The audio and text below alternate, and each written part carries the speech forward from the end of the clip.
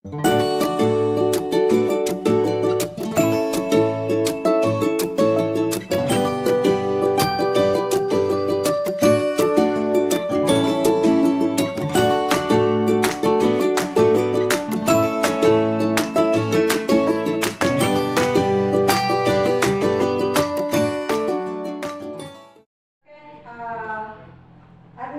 kelas SD itu yang khusus tadi diambil oleh kurikulum Merdeka, diambil dari beberapa sumber ya. Administrasi kelas dalam kurikulum Merdeka itu adalah kunci untuk menciptakan lingkungan belajar yang efektif dan terorganisir ya. Dengan memahami konsep-konsep dasar administrasi kelas, guru dapat memaksimalkan potensi siswa dan mendukung pembelajaran yang berpusat pada siswa. Yang jelas yang harus kita ingat sebagai guru adalah bahwa ya, kita itu ke sekolah adalah tujuan utamanya bagaimana caranya kita menggali dan mengembangkan potensi peserta didik kita. Tujuannya itu. Bagaimana caranya kita menggali, memberdayakan dan ya, mengembangkan potensi peserta didik kita yang sudah ada. Ya. Kenapa? Setiap peserta didik kita itu sebenarnya sudah memiliki potensi masing-masing yang bisa kita kembangkan berdasarkan kemampuan mereka sendiri. Ya, seperti kalau Ibu Vera bilang kemarin itu tabula rasa. Di situ katanya manusia itu terlahir sudah dengan ukiran-ukiran, bukan kertas polos. Kalau dulu kan itu dikatakan manusia itu terlahir sebagai kertas polos, tidak. Di sini sudah ada gambar buram. Bagaimana kita mengangkat gambar yang sudah di situ kekuatan-kekuatannya itu, memunculkan kekuatan-kekuatannya dan mematikan yang tidak pentingnya, menghapuskan yang tidak pentingnya. Terus contohnya itu kalau Kejar Langkara mengatakan itu ilmu padi yang bertanam padi. Ketika kita tanam padi, otomatis pasti ada rumput. Tidak akan mungkin padi semua yang tumbuh. Begitu juga ketika kita bertanam jagung, pasti ada rumput. Bagaimana cara seorang petani mengolah tanamannya supaya hasil maksimal? Tentu rumputnya harus disingkirkan. Kasih pupuk, semprot hamanya. Begitu, anak-anak juga begitu kita munculkan yang sudah ada itu. Menunjukkannya bagaimana kita mengetahui yang sudah ada itu dia dengan asesmen awal. Terkadang tanpa kita sadari kita selalu berharap karena diri kita melayani kita di kelas. Contoh, tolong ambilkan ibu itu. Terkadang hal-hal yang kita minta tolongkan itu adalah kepentingan pribadi kita. Kalau untuk kepentingan pelajaran untuk anak-anak inisiatif itu bagus agar dia bergerak. Tapi kalau untuk hal kepentingan pribadi kita mohon dihindarkan. Terus struktur kurikulum Merdeka itu ada mata pelajaran wajib, mata pelajaran pilihan dan mata pelajaran yang terintegrasi dengan pelajaran lain. Tapi nanti di sini yang terintegrasinya itu dia nanti kelima yang kita masukkan ke SD. Sama pelajaran kurikulum Merdeka itu ada perencanaan di mana guru merancang rencana pembelajaran yang fleksibel dan berpusat pada siswa. Fleksibel di sini artinya adalah dia itu kalau umpama karet dia ada pernya, tidak harus begini. Contoh RPP dan modul ajar. Tidak ada satupun dosen atau siapapun di dunia pendidikan yang mengatakan bahwa RPP yang betul itu begini, tidak pernah. Kemanapun kita pergi, yang betul itu strukturnya lengkap dari atas sampai ke bawah. Mau pengembangannya bagaimana terserah kita guru. Itu yang fleksibel itu. Dengan catatan terarah ke tujuan pembelajarannya. Jangan nanti karena terserah guru entah apa di bawah sudah lari dari tujuan pembelajarannya. Jadi tidak akan pernah seorang ahli pun mengatakan itu, format RPP itu betul begini, gitu. Yang modul aja tuh harus begini, tidak. Itu ada sudah kita bahas dulu formatnya apa saja, yang modul aja apa bedanya dengan yang RPP apa formatnya sudah kita di pertemuan kemarin. Asal formatnya sesuai dengan itu, mau pengembangannya bagaimana terserah itu yang pasti itu. Artinya kita guru bisa lebih berbuat lagi di RPP kita dengan tujuan bagaimana anak kita sampai ke tujuan pembelajarannya. Bagaimana caranya terserah. Masalah itu sudah disajikan masalahnya oleh guru, tidak. Kita ajak anak yang menggali masalah itu dan mencari solusi sendiri dari masalahnya. Yang itu yang agak sulit masih di kita, karena anak kita sudah terbiasa kita sajikan masalah, kita arah, kita langsung cari sebutkan penyelesaiannya. Jadi itu yang harus kita hidupkan sekarang, bagaimana masalah itu ditemukan sendiri oleh anak kita, oleh siswa kita, kemudian solusinya juga ditemukan sendiri oleh mereka. Dengan fasilisme kita hanya bertugas sebagai memfasilitasi saja, sebagai pasok. Kemudian evaluasi. Penilaian autentik digunakan untuk mengukur capaian kompetensi siswa. Jadi penilaian itu autentik sesuai dengan yang sebenarnya. Kalau definisinya panjang, namun kalau diartikan secara singkat harfiahnya sesuai dengan yang sebenarnya, nyata, terukur. Berarti jelas dia terukur. Ada panduannya. Dan setiap kita guru sebenarnya sudah harus mengetahui itu. Kemudian pengembangan kompetensi abad ke-21 yang itu adalah ini yang 4 ini. Berpikir kritis itu sangat sulit. Mengapa melihat anak kita yang berpikir kritis untuk di sekolah kita masih sangat sulit, walaupun sudah ada beberapa orang.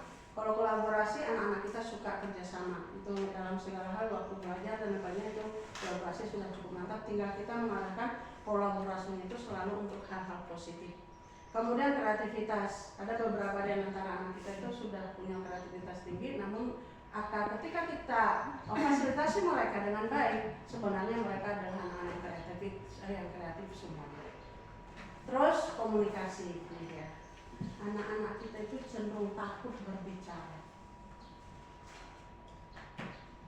Di kelas itu anak-anak kita itu cenderung takut berbicara. Nah, bagaimana kita sebagai guru memfasilitasi mereka agar berani mengungkapkan pendapatnya, agar berani menyampaikan ide-idenya, agar berani mengkomunikasikan apa yang dia lihat, agar berani berbagi cerita. Jadi kalau kita ambil modul ajar itu baca dulu semua, apakah itu ada di sekolah kita, sesuai dengan murid kita atau tidak. Ketika tidak sesuai, ganti dengan yang sesuai. Itu kita sudah bekerja dan itu diakui. Kita masih diakui untuk ATM. Terus kemudian penetapan tujuan pembelajaran sudah kita ini waktu KKG, dan itu ada tugas kita perorangan yang merupakan tagihan yang harus dikumpulkan. Terus pemilihan strategi pembelajaran. Ini nanti ujung-ujungnya ke ADM kelas semuanya. Kemudian pemilihan strategi itu guru memilih strateginya yang bervariasi dan interaktif. Hindari penggunaan metode ceramah. Kalau seperti sekarang kan satu arah ini ceramah. Jadi kalau ini kan masih sosialisasinya gitu. Terus perancangan penilaian. Perancangan penilaian atau asesmen. Asesmen itu sudah dikatakan boleh lisan, boleh tulisan, namun harus lisan dan tulisan itu harus tertera di dalam rencana kita. Terus kemudian harus ada struktur yang jelas dari asesmennya. Kemudian kalaupun kita misalnya mendownload satu modul aja, jangan kita pakai hanya asesmennya dia, karena terkadang orang yang bikin itu adalah orang di kota yang anak-anaknya kecerdasannya di atas rata-rata. Kenapa dikatakan kecerdasannya di atas rata-rata? Yang bikin itu kadang di SD, bahkan ada yang SD internasional. Tidak sesuai kalau kita terapkan. Kalau setelah kita baca tuh tidak sesuai kalau diterapkan untuk anak kita di sini. Jadi harus dicari yang sesuai dengan anak kita. Salah satu ADM kelas kita yang mendukung pembelajaran, pengelolaan kelas, pengaturan fisik kelas yang mendukung anak belajar. Di sini kita perlu memetakan anak-anak kita berdasarkan kebutuhan belajarnya dan kemudian kebutuhan khusus yang mereka miliki. Ketika ada anak kita yang kurang bisa melihat, usahakan dia duduk di depan. Ketika ada yang kurang pendengarannya, ada sedikit pendengarannya, kesulitan mendengar, letakkan dia menghadap kita agar dia bisa melihat gerak bibir kita, dan kita bicara kepada anak-anak tersebut tidak perlu dengan suara kuat, cukup dengan gerak bibir intonasi yang jelas. Kalau bisa dalam menata kelas itu kita ajak anak didik kita.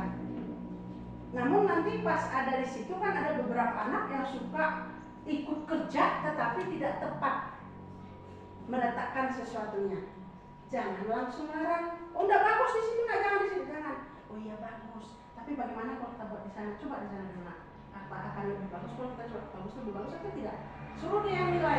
Jangan bilang, oh jangan di sini lah, itu enggak bagus di situ. Enggak boleh begitu. Seorang guru tidak boleh begitu. Silakan dia berkreasi dulu. Setelah selesai, kalau ada yang tidak tepat nanti senyum sedikit. Nah, coba yang itu kita pindah ke sana bagaimana? Coba letakkan ke sana baru tetap dari luar. Apakah sesuai atau tidak? Itu yang choice dan voice tadi. Choice apa? Pilihan dan voice suara tadi. Choice itu pilihan, voice itu suara.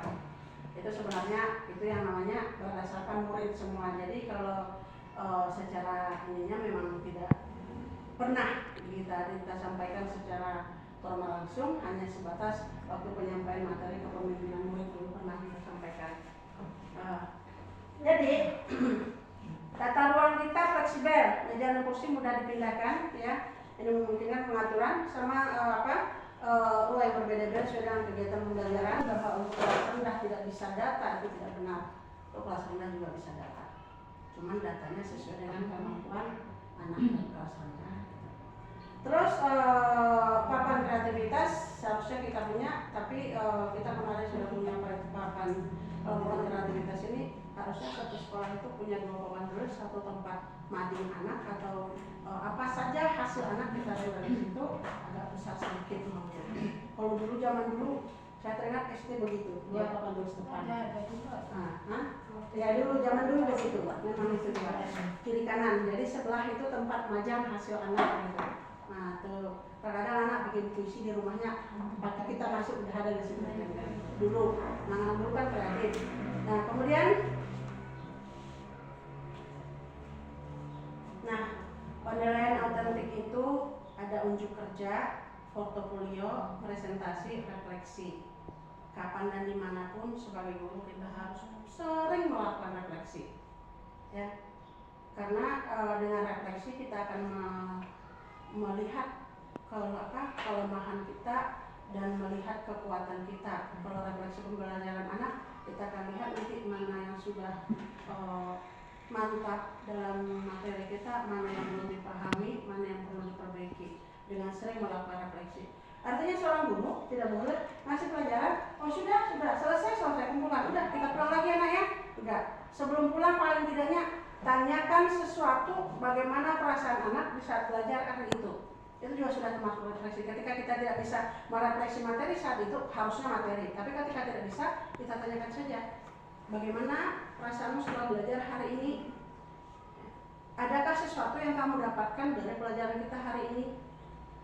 Nah, nanti kita kembangkan sebagai guru di situ. Jadi jangan begitu selesai kumpulkan, pulang enak ya, udah selesai gitu.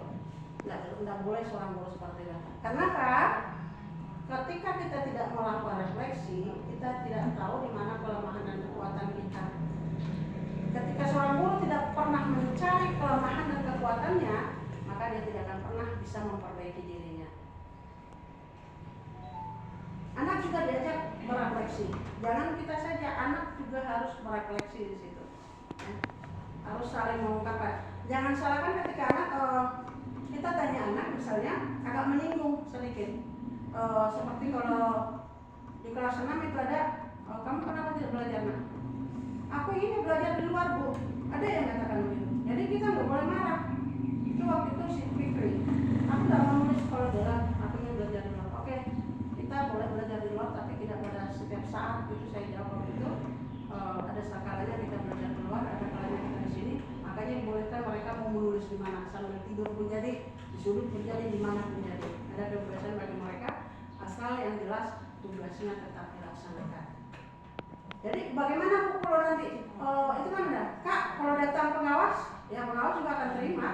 Kalau ketika anak kita sebagian ada yang melonjor di situ menulis, sebagian di sudut sana, sebagian di sana sambil melonjorkan kakinya nggak apa-apa, asal dia betah di situ dan dia bisa laksanakan tugasnya dengan baik, tidak jadi masalah. Terus penilaian formatif yang berkelanjutan. Ini semua kita sudah lakukan. Observasi harian ini yang harus adanya sebenarnya catatan perkembangan siswa yang kita buat secara rutin di kelas 6. Tapi kalau ini agak terhambat, nggak rutin lagi. Itu biasanya saya buat buku catatan harian, perkembangannya dan sebagainya. Jadi kita bisa lihat di situ. Dari catatan harian kita, Bu, yang kita buat itu bisa lihat, oh ini udah ada kemajuan, oh yang ini belum ada kemajuannya. Karena ketika kita sangka, kita kasih matematika saja lah ya, kita menganggap ya ada kemajuan. Ternyata ketika kita bikin catatan perkembangan itu, kita buat, oh ada kemajuan sebenarnya, terlihat walaupun sedikit, walaupun tidak signifikan. Jadi kita tidak bisa meraba karena manusiawi, kita pelupa. Yang kejadian hari ini kita bisa lupa besok, yang kejadian sejam yang lewat kita bisa lupa besok gitu. Jadi akan lebih bagus ketika kita bikin catatan harian, mulai dari observasi harian yang kita lihat. Terus umpat balik langsung, itu kebiasaan kita di kelas sudah banyak ya. Nah, jadi dia ADN kita, aturan dan harapan kelas yang pertama di awal tahun kemarin, dan saya yakin kita sudah lakukan semua. Kalau kemarin, kalau boleh jujur, yang Deja ngambilnya bagaimana nih? Yang kesepakatan kelasnya, kalau boleh jujur yang kemarin? Mana itu mau buat pendapatnya sendiri, kemauannya sendiri. Oke. Nah, artinya ada. Nah, ini dia penyusunan bersama itu, aturan kelas disusun bersama siswa ini meningkatkan rasa kepemilikan dan tanggung jawab terhadap aturan. Nah, kita coba dulu, kita coba bikin kesepakatan dulu. Sekarang, sebentar. Bagaimana? Oke, kita coba kesepakatan kita saat ini. Pakai sticky note itu ungkapkan apa keinginan kita sebagai guru di situ. Kita tempelkan nanti ke depan. Setiap kita bagi sticky note dulu. Kita coba bikin kesepakatan kita dulu. Kemudian yang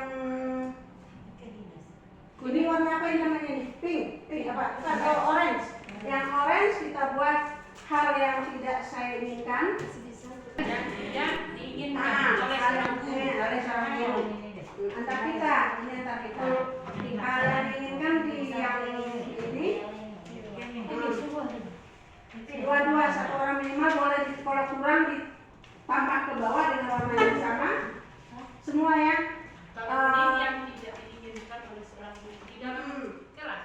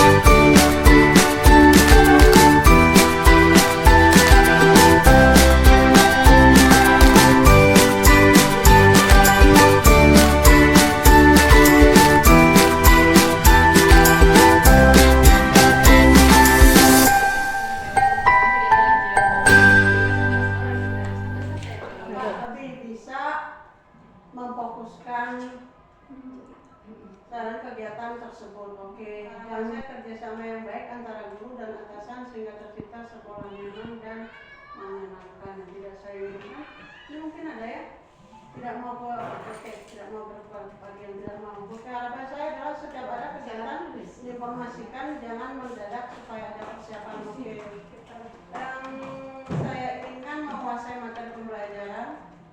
Oke. Dan saya tidak inginkan di dalam pembelajaran IHT dan ini tidak saya inginkan di dalam pembelajaran IHT ini.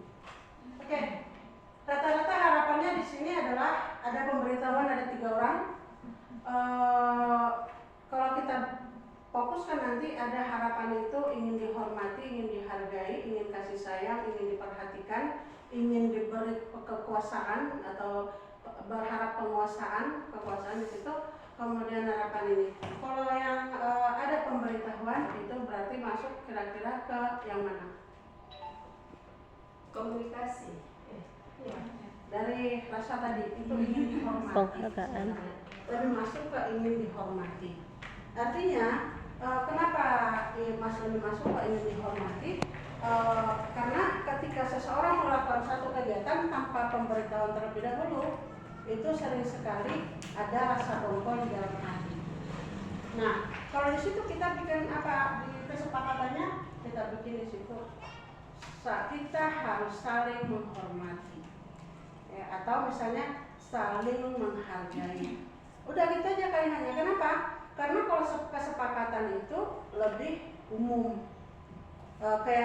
Keyakinan nanti kesepakatannya kan setiap orang harus saling menghormati di kelasnya. Di keyakinan kelasnya nanti yang ditulis adalah ingin saling menghargai. Kenapa? Karena kalau di keyakinan kelas itu lebih umum, sedangkan di kesepakatan dibunyikan kalimatnya secara terperinci. Kalau kita hanya fokus dengan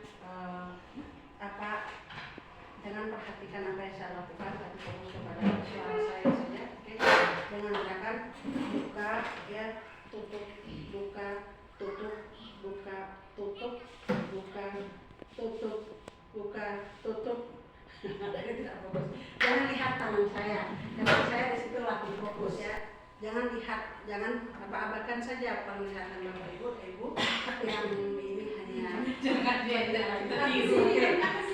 Oke, tutup, buka, buka, buka, tutup, tutup, tutup, buka, buka, buka, tutup, tutup, tutup, buka, buka, buka. Tepuk tangan. Kita kan itu protak, promes. Kalau sekarang kan yang pasti capaian pembelajaran itu secara nasional minimal 1 per fase, 1 per fase minimal. Terus TP, turunan CP ke TP harusnya terpisah, namun boleh juga disatukan turunan TP ke CP langsung ke ATP-nya juga boleh satu file. Nah itu ada yang kita. Kemudian nanti setelah itu ke modul ajar 3, ada yang kelas kita 3. Terus nanti ke asesmen, itu penilaian non kontak tadi. Asesmennya terserah kita yang disesuaikan dengan kebutuhan belajar di kelas kita dan kebutuhan yang diinginkan, harus berdasarkan tujuan pembelajarannya. Kemudian apa lagi ATM yang lain? Itu ada daftar kelas, daftar nilai, kemudian rubrik penilaian. Kita harus sebenarnya kita sebentar lagi mau dinilai ke lapangan, pasti itu ditanya karena kita jawab kita punya rubrik maka Bapak Ibu mohon dibuat rubrik penilaian, paling tidaknya ketika ditanya ada gitu. Nah nanti begitu turun kita tidak punya. Paling tidaknya buat satu mata pelajaran yang lengkap dengan rubriknya untuk penilaiannya. Terus ada format observasinya karena kita ini memang itu loka aja biasanya 1 kali 2 bulan, sampai 2 kali sebulan, sekarang harus sekali 2 kali sebulan, sekali 2 minggu. Kita dituntut. Ini refleksi siswanya bisa seperti jurnal refleksi, siswa menulis jurnalnya per minggu atau tidak. Sebaiknya kita sebagai guru di sekolah di kurikulum Merdeka memang ini wajib ada sebenarnya. Ya, ada kertas kecil yang kita bikin kalau saya lihat itu ada beberapa guru di beberapa video bikin sendiri kertas itu dilipat dari dadar kuliah, tapi belum bisa sudah dicoba tapi belum bisa jadi buku kecil yang dilipat dan itu dibalik ke anak formasi anak dihias dengan lukisan depannya gitu. Jadi anak menulis di situ per minggunya. Tergantung kita, kalau per hari nggak usah terlalu rumit, memang per minggu boleh per minggu atau per bulan dan sebagainya. Kemudian diskusi kelompok ini sudah biasa kita lakukan dan evaluasi diri. Ini evaluasi diri ini bisa penilaian antar teman, sebenarnya sudah biasa kita lakukan. Tapi cuman kita tidak membuatkan dokumennya. Kita sering minta tolong ke teman yang lain, nah tolong dampingi temannya ini, tolong bimbing ini, sering, tapi kita tidak bikin dokumennya. Dan Bapak Ibu mohon ini ke atas dibikin dokumennya, baik tertulis maupun video dan fotonya. Nah, satu hal yang paling penting adalah pendidikan itu tidak akan pernah berhasil tanpa kerjasama. Ya. Tanpa kolaborasi pendidikan itu tidak akan pernah berhasil, termasuk antar kita di sini. Ya, kolaborasi itu penting sekali dalam menyelesaikan masalah dan juga orang tua serta komunitas. Kita tidak bisa berjalan sendiri tanpa kerjasama dengan orang tua murid. Namun ada satu hal yang telah kita terapkan kemarin di kepala ya, maka parenting day yang seharusnya kita laksanakan di awal tahun tidak jadi kita laksanakan. Padahal banyak hal yang bisa kita sampaikan di situ sehingga kerjasama itu terasa betul. Seperti tahun kemarin ketika ada kerjasama dengan orang tua murid itu memang mereka betul-betul memperhatikan pelajaran. Jadi ada sesuatu yang terlewatkan. Mudah-mudahan semester depan nanti kita bisa laksanakan itu. Nah, apa tugas guru sebagai fasilitator? Ya, itu seorang guru itu memang memfasilitasi pembelajaran di kelasnya, mencoba mendorong keterlibatan siswanya agar aktif. Kalau dilihat di sekolah kita itu sebenarnya anak-anak yang aktif itu ada. Tapi banyak yang tidak aktif karena kita belum bisa menggalinya. Jadi seperti yang sering saya katakan, sebenarnya tidak ada satu orang murid pun yang bodoh, tidak ada satu murid pun yang nakal, ya, hanya belum ketemu dengan guru yang hebat yang bisa menggali potensinya dia. Gitu. Ya, itu tidak ada satu orang murid pun yang nakal itu. Nah, kalau secara kasarnya nanti orang bilang, berarti gurunya nggak bisa mengelolanya gitu, kan kasar. Kalau ada anak yang melakukan hal kurang ajar, berarti gurunya yang tak pandai menghandle dia, mendampinginya gitu, kan terlalu kasar. Cuman itu kalimatnya yang saya sering mengatakan adalah bahwa tidak ada satu orang pun murid itu yang bodoh. Tidak ada seorang murid itu yang nakal, hanya saja murid tersebut belum ketemu dengan guru hebat yang bisa memfasilitasi kebutuhannya. Jadi bagaimana caranya supaya kita bisa menjadi guru hebat tersebut? Ya cobalah pahami kebutuhan belajar anaknya. Ya. Terus komunikasi dengan wali murid. Ini buku penghubung. Kita udah lama tidak bikin. Untuk beberapa tahun dulu kita bikin buku penghubung. Sekarang sudah tidak lagi kita hidupkan kembali. Dulu Bu Kepala ada hubungan antara murid dan orang tua beberapa tahun yang lalu. Dan sekarang itu sudah tidak ada. Nanti karena ini sebenarnya sangat bisa dikatakan wajib karena harus ada kolaborasi kita dengan orang tua murid. Dengan adanya buku penghubung ini ada kerjasama kita. Kita ada sebenarnya tapi sekolah yang memiliki, bukan per kelas. Kalau dulu kan kita punya per kelas. Kalau nggak salah 5 tahun yang lalu atau sekitar saat kita mau akreditasi 7 tahun yang lalu, setiap guru punya buku-buku. Nanti kita bikin kembali, kita hidupkan kembali. Sebenarnya penjelasan dari Bu narasumber udah bisa, namun prakteknya yang susah. Seperti untuk saya sendiri kemarin menurunkan CP ke TP saja masih mengalami kendala, yaitu memilih kata-kata yang tepat tentang kontennya, kemudian memilih pemotongan kontennya. Itu baru ke CP ke TP. belum lagi ke ATP. Untuk itu kami minta untuk waktu selanjutnya kita lebih fokus lebih intens di sana supaya kami lebih mengerti begitu. Terima kasih. Oke. Karena saya belum pernah lihat untuk yang kelas 1, tapi yang jelas itu kan sebenarnya kalau di itu kita tidak mengubah kontennya, nanti kalau di situ ada teks eksplanasi, teks prosedural, teks banyak plural dan sebagainya, oral, teks oral dan sebagainya, itu bisa kita pisah satu-satu. Misalnya di potongan pertama itu mengidentifikasi isi teks eksplanasi satu, udah kontennya kan teks eksplanasi itu kontennya.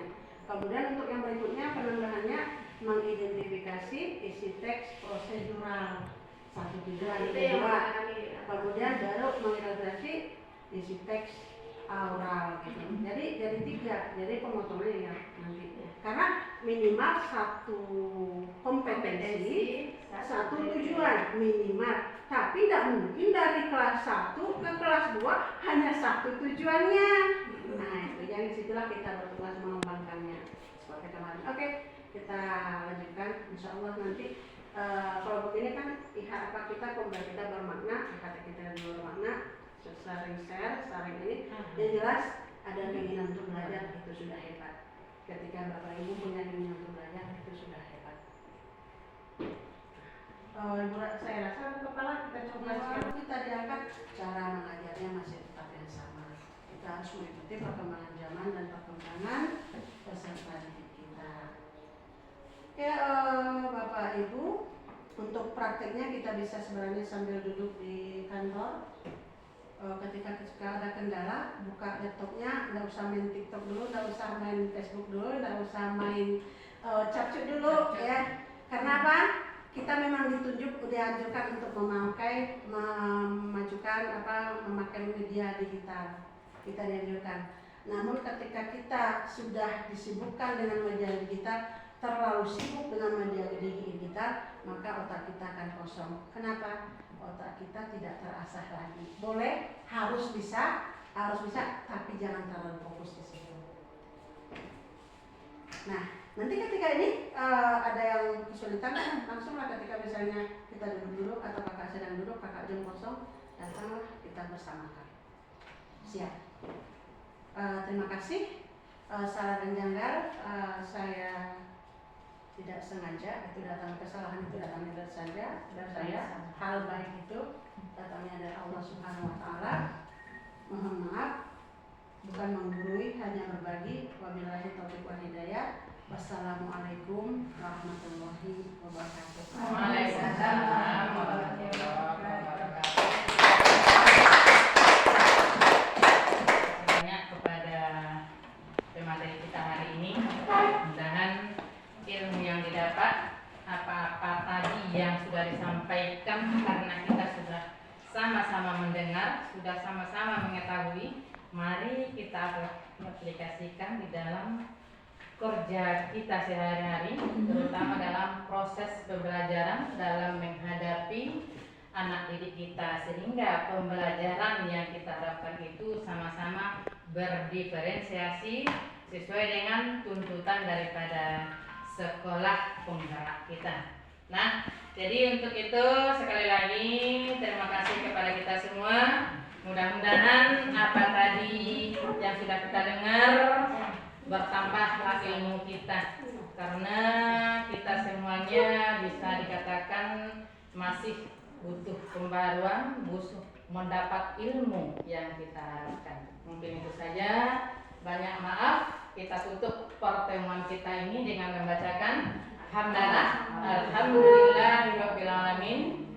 Sekali lagi mohon maaf, billahi taufiq wal hidayah. Assalamualaikum warahmatullahi wabarakatuh. Waalaikumsalam warahmatullahi wabarakatuh.